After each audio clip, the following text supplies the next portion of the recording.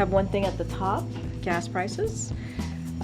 Just to provide you all an update on where we are currently with gas prices. We have now been falling for almost 7 straight weeks.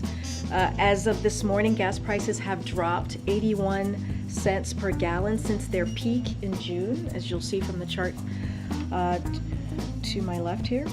That means American families who with 2 cars are saving $80 a month. Drivers can now find gas for $3.99 or less at around half of all gas stations across the country, and average gasoline prices have come below $3.99 in 19 states. Putin's war is still... The announcement comes at a crucial time for Congress, as many Democrats will soon face a campaign re-election.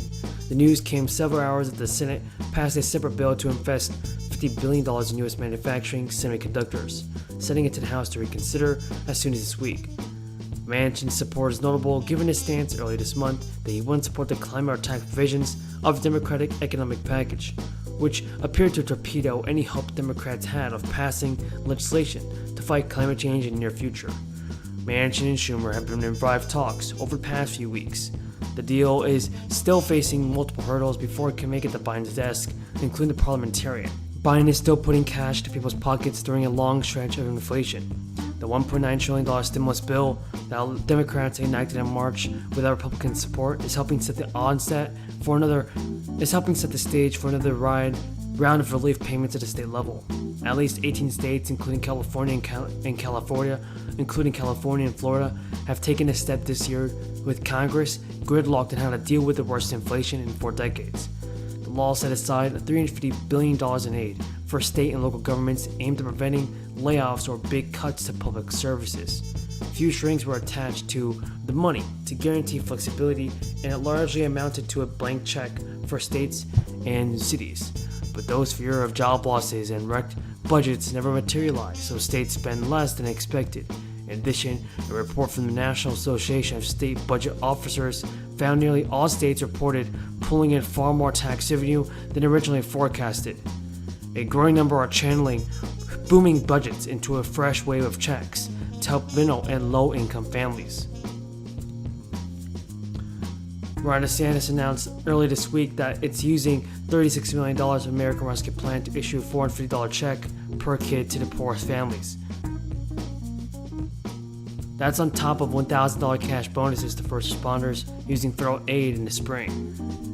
The source of Florida's Next Relief check is $1 billion in extra funds through the Crisis Emergency Assistance Program. Putting pressure on global oil supply, but President Biden is taking historic action to mitigate its impacts on American families. He is releasing 1 million barrels of oil a day from the Strategic Petroleum Reserve, which is a historic action that he's taken.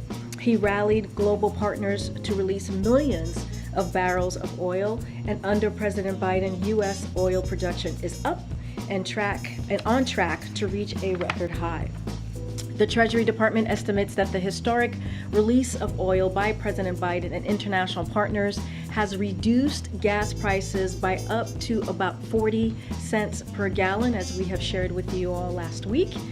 More work remains, but the fact is that we are currently experiencing the fastest decline in gas prices. For his good hard work with Senator Kramer on the subcommittee. Senator Cardin and I share the Chesapeake Bay. He's got a lot more of it than I do, but we've worked on those issues for years together, and I think that shows that his dedication not just to his state but to the environment. So I appreciate all of his efforts. I'm very pleased to rise today in strong support of the Bipartisan Water Resource Development Act of 2022. This is the bill we're considering today. We call it WRDA. Most of us know it as WRDA. Congress authorizes water resource projects and sets national policies for the Civil Works Program and for the U.S. Corps of Engineers. The work of the Corps facilitates commerce throughout the country and internationally. Projects along our inland waterways, which are important in my state, and at our ports enable the movement of cargo, while also bolstering our supply chain. Their support and partnership during this process were integral for us to reach a solid agreement.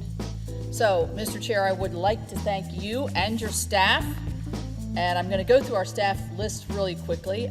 Mary Frances Repko, John Kane, Jordan Baugh, Maylee Boyce, Taylor Hoffman Reardon, Milo Goodell, and Janine Barr from your staff. So thank you all very, very much. Today proves again the ability of our EPW committee to develop bipartisan infrastructure legislation that addresses the needs of senators and the communities that we represent.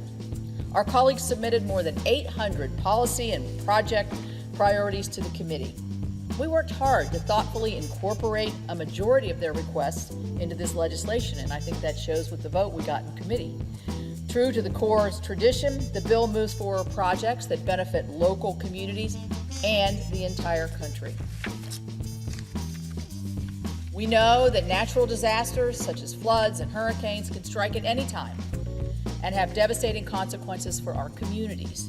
The Corps' work to protect the lives and livelihoods of millions of Americans is furthered by congressional authorization of flood and coastal storm risk management projects. Since 2014, Congress has enacted WRDA every 2 years, and I'm thrilled that we are here again continuing that tradition. I again want to thank Chairman Carper for his leadership and dedication to this critical piece of legislation, as well as, and I think I mentioned them, but I'll mention again because Senator Cardin and Senator Kramer have been very integral as the subcommittee chairs. Specifically, the water bill authorizes 30 projects around the country, including projects for navigation, flood and coastal storm risk management, and ecosystem restoration. One such project is a coastal storm risk management project along the eastern coast of Texas, which, think of all the hurricanes and damage that we've heard over the years that have come in on the eastern shore at Galveston and Houston. This will help mitigate the impacts of future hurricanes and ensure critical port assets can continue to serve our country's shipping and supply chain needs as we're moving forward. The bill also directs the Corps to expedite the completion of 24 previously authorized projects, and it authorized 36 studies that will develop solutions to water resources challenges that we have ahead. While this bill is very much oriented towards advancing critical projects and studies in our states, it also includes several policy changes that I'd like to highlight. At the beginning of this process, I outlined areas which I believe changes would be beneficial. I said we needed to reduce the confusion that some communities experience when they're dealing with the Corps and ensure more effective delivery of our projects and efficient delivery. So the bill bolsters the agency's technical assistance authorities, specifically the Floodplain Management Services and Planning Assistance to States program. Again, one that impacts my state greatly.